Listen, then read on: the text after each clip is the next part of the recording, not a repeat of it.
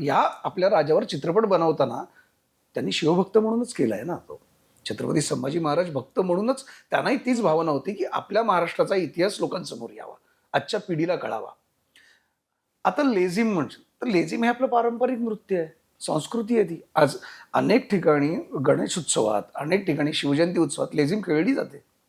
आणि ते जे गाणं आहे, आज ट्रेलर आल्यानंतर तुम्ही फक्त गाणं ऐकलं नाही किंवा जर तुम्हाला त्याची पार्श्वभूमी माहीत नाहीये. ती पार्श्वभूमी अशी आहे, की बुऱ्हाणपूरचा पहिला हल्ला, पहिली लढाई जिंकल्यानंतर महाराज आपल्या मावळ्या आणि सरदारांसोबत पुन्हा रायगडावर येतात. तेव्हा त्यांच्या बायका, आता येसूबाई आहेत, महाराणी, धारवू आहेत आणि त्या सरदार आणि मावळ्यांच्या बायका तिथे आलेल्या आहेत आणि त्या ओवाळत आहेत त्यांना. त्यांचं स्वागत करत आहेत, की ते विजय मिळून परत आलेत. आणि ते जे गाणं आहे ते विजय उत्सवाचं आहे, ज्या गाण्यानंतर आपण राज्याभिषेक झालाय त्या लढाईनंतर. म्हणजे आज युवराज आता राजे झाले.